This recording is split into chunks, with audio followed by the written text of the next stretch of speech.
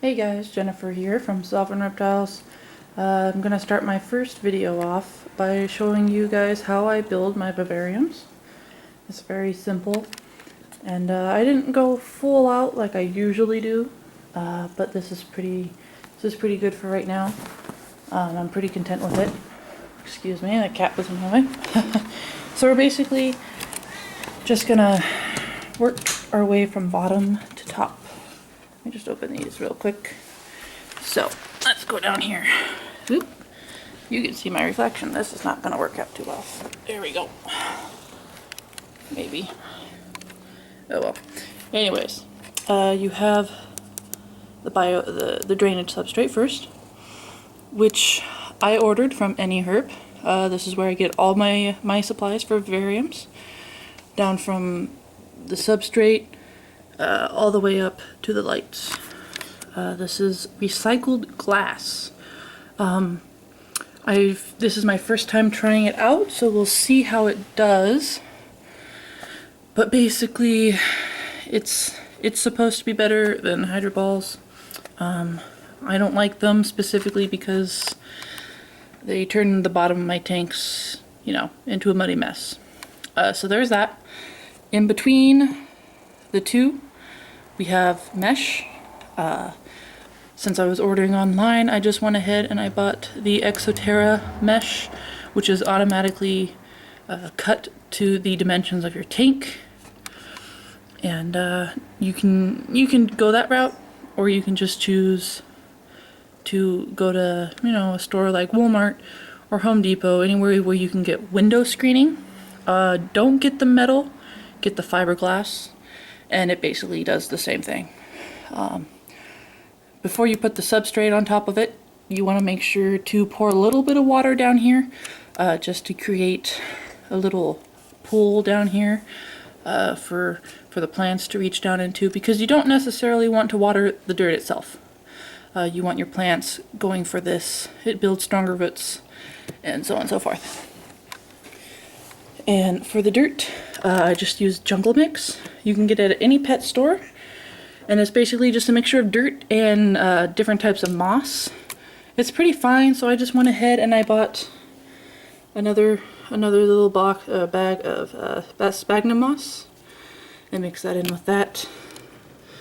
You have some moss down here. If you want to do moss, you have to be careful. Moss is pretty, I think anyways, in my experience of trying to keep it alive, very difficult.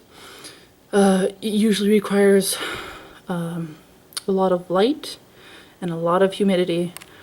I chose moss that's good for planting in the substrate, so you have to be careful when choosing moss as well, because there's some moss that do better on, for example, wood rather than substrate. If you put moss that's better for wood on substrate, chances are it's going to die. So I bought moss that's specifically designed for substrate.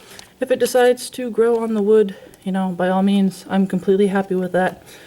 But if it doesn't, it's not the end of the world. It makes a nice little, little spot on the ground for that stuff. And working farther up, you can see, got a food ledge right here. This is magnetic ledge. I ordered these from Pangea Reptiles. They have good stuff as well. This is also where I order my food from, and a few little minor things here and there. So we got some plants, obviously, live plants, and some wood, climbing surfaces. This is a tank specifically for my gargoyle gecko honey bear, and they're not really glass climbers. They don't have as developed, the word escaping me as right now, but they can't stick to glass as well as, say, crested geckos. So they need wood. They need more wood and heavy plants. Like this could easily support your weight. Bromeliads are very good choices for a lot of geckos. Once this plant grows out a little bit more, it should be sturdy enough to hold her as well. She's currently in there. Nope, actually, she's right back there. You can see a little butt. Look at her. She's so cute.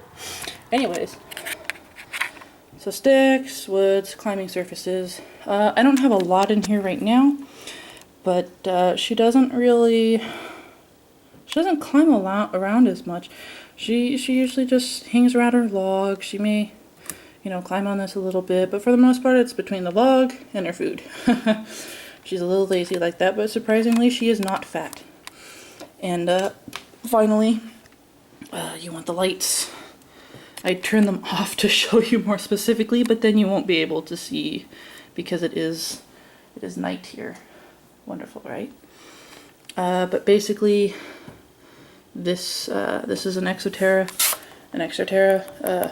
light fixture. It's the 18 long one.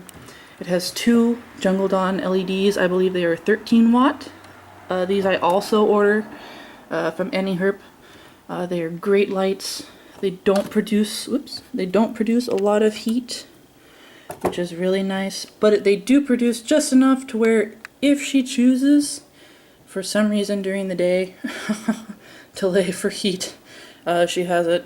Just slightly though. It's not enough to really raise the temperature of a tank by more than a few degrees. So I got 2 of those. So far they have worked wonderfully for me for growing plants. So there's that. And yeah, that's the tank. My cat is being extremely annoying. So yeah, this is how I do my vivariums. Very simple. Normally I would do a custom background, but I just didn't want to bother with that this time around. I may change it in the future. I may leave it to the foam background that came with the tank. If you do wish to use a custom background, great stuff foam, silicone, specifically aquarium silicone, because you want it non-toxic for animals, obviously, and some kind of dirt to sprinkle on over the silicone, so you don't have the white of the foam showing through. And in that foam you can stick twigs and branches and sticks and rocks and anything you want, and create your own little special background. So yeah, there's that. And hope you guys have a wonderful day. Thank you for watching.